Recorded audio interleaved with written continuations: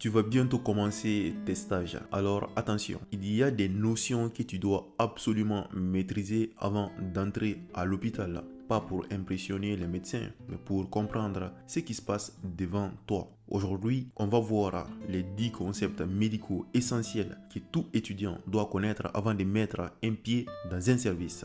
Premier concept, le choc. Hypovolumique, cardiogénique, distributif ou obstructif, peu importe la cause, le principe est le même. La perfusion tissulaire est insuffisante. Si tu comprends ça, tu comprends pourquoi un patient pâlit, transpire et pourquoi la tension en chute. Deuxième concept, l'insuffisance respiratoire. Ce n'est pas juste un patient qui respire mal, c'est une incapacité à maintenir une PaOD et une PaCOD normale. Comprends les types: hypoxémique type 1, hypercapnique type 2. Troisième concept, l'équilibre acido-basique. Chaque gaz du sang que tu verras dépend de ça. Acide, pH bas, alcalose, pH haut. Et derrière, soit la cause est respiratoire, PaCOD, soit métabolique, bicarbonate. Quatrième concept, le sodium, le potassium, le calcium. Ce sont des petits ions, mais leurs déséquilibres peuvent tuer.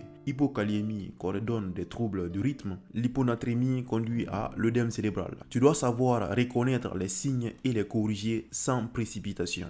Cinquième concept, l'électrocardiogramme. Il n'est pas réservé aux cardiologues. En stage, on attend de toi que tu saches reconnaître un rythme sinusal, une fibrillation auriculaire, un bloc et surtout un infarctus. Sixième concept, l'insuffisance cardiaque. C'est la perte de la capacité du cœur à éjecter le sang efficacement. Comprends les signes: dyspnée, œdème, crépitant, turgescence jugulaire. Et retiens, le cœur gauche étouffe les poumons, le cœur droit gonfle les jambes.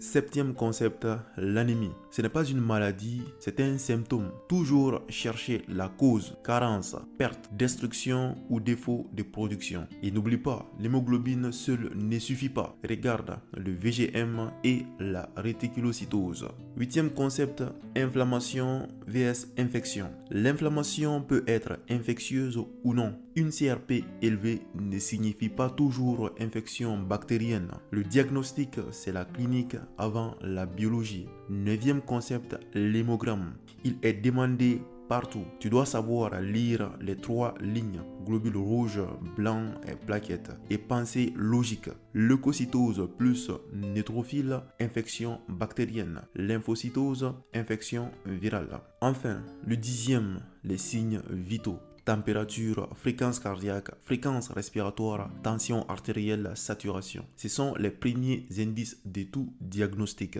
En stage, un bon étudiant commence toujours par ça. Si tu maîtrises ces 10 concepts, tu ne seras plus perdu en stage. Tu comprendras les patients, les diagnostics et les décisions des médecins. Abonne-toi et on approfondira ensemble chaque concept un par un.